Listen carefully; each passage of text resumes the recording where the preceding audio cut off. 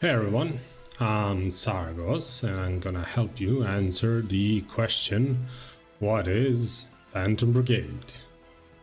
Phantom Brigade is a turn-based tactical hybrid game, meaning you control a squad of mechs which employ carefully planned maneuvers to gain an advantage on your opponent.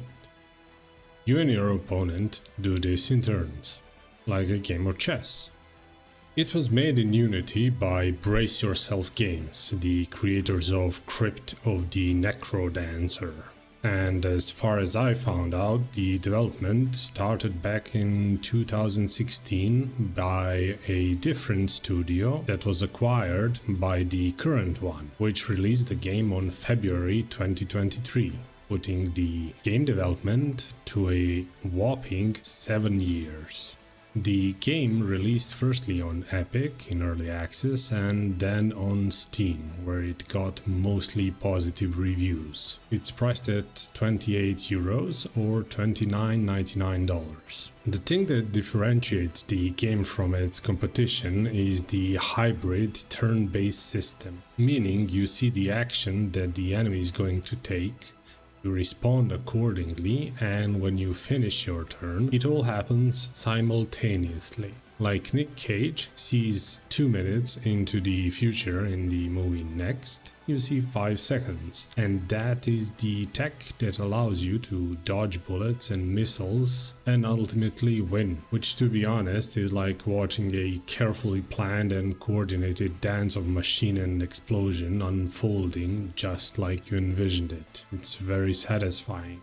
The game starts you off as a squad of mechs tasked with reclaiming lost territory, province by province, where each is defended by a boss. You enter a province, raid points of interest, intercept patrols, convoys, and pillage equipment caches until you lower the enemy's strength enough to trigger a boss encounter. Those encounters vary from capture and hold a point, destroy as many buildings as possible, destroy the mechs carrying gear before they reach the edge of the map, or just destroy all enemy units. All of that ends with the inevitable boss battle, which is epic. A huge spider-like machine with many hardpoints that can target multiple mechs at once, ruining your day if you're not careful. There is no easy win with these. When the combat starts, you are deployed at the edge of the map and your planning starts right away.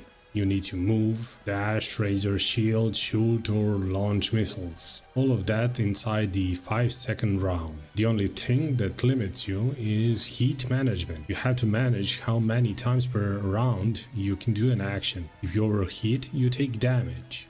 Meaning you can do a mech warrior like Alpha Strike, that is, you can shoot your gun 10 times in 5 seconds, but at the cost of your mech's health. At the end of the match, you are given random loot along with salvage from defeated mechs, their parts, their weapons, along with some generic supplies and crafting components. There is a crafting system along with an upgrade system, which are for the most part a resource dump, meaning a handful are essential, rest are there so you have a way to spend your hard-earned materials. Almost all upgrades are in a form of percentage increase, which in my opinion is a very uninspired solution. Some are functional, like smoke charges that let you stun the enemy attacking you while on the strategic map, but there aren't any like that in the actual battle. The mobile base has a pilot screen which only serves to customize the names and the appearance of your pilots, which are only a resource bar called concussion. When it drops low enough during the combat, your mech is out of action.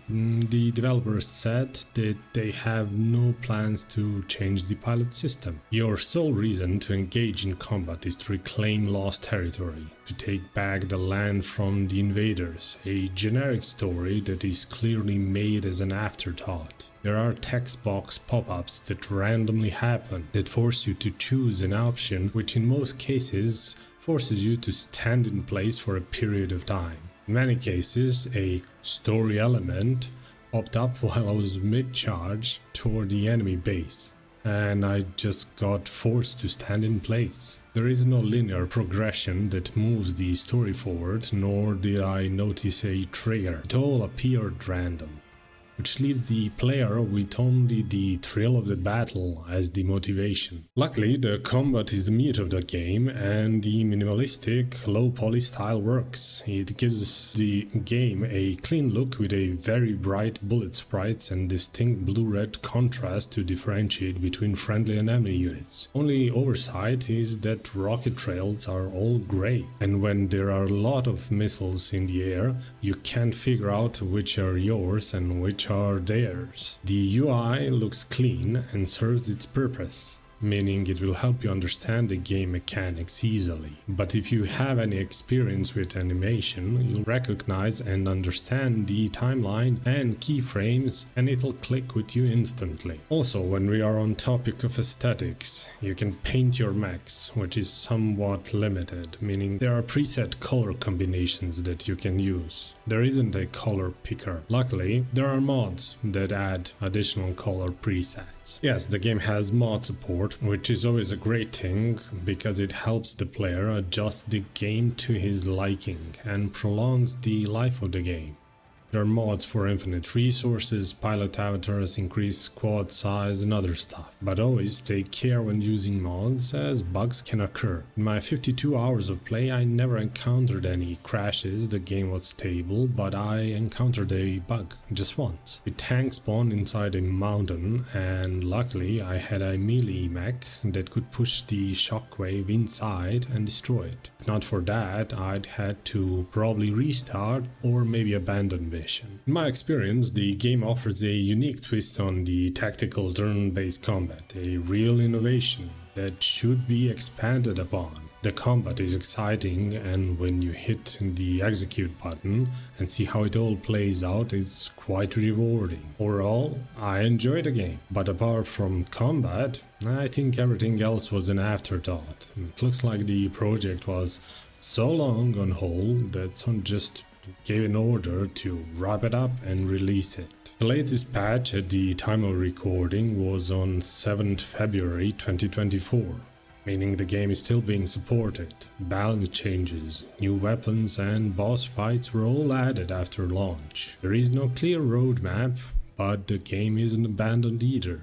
At the end, this is Phantom Brigade, and the question is the combat system strong enough to carry the game? Is this enough for you?